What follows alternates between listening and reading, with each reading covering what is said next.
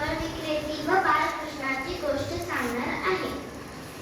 बाळकृष्ण एके दिवशी त्याच्या मित्रांसोबत खेळत असतो.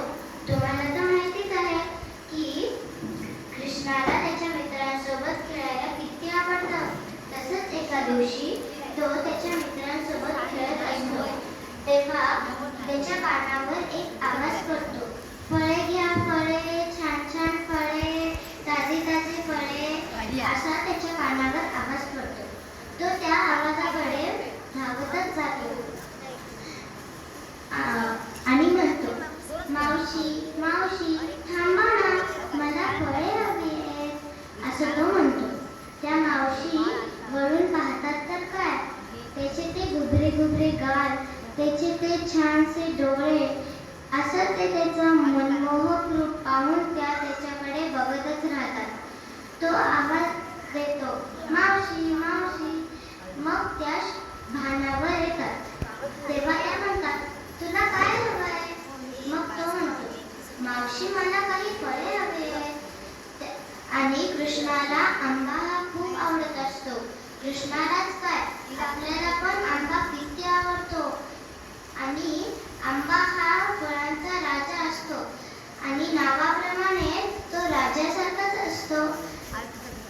मग तो त्यांच्याकडून फळे घेतो. पण आधीच्या काळी आपण त्यांच्याकडून काहीतरी घ्यायचं व त्यांना काहीतरी द्यायचं, अशी परंपरा होती.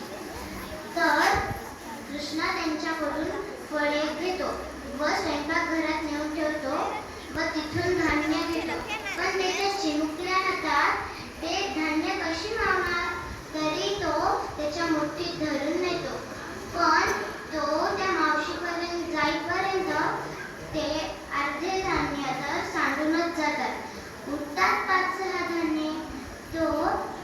तो जाऊन त्या मावशीच्या टोपलीत ते धान्य ठेवतो. त्या मावशी त्याच्या चेहऱ्यावरून हात फिरवतात व निघतात.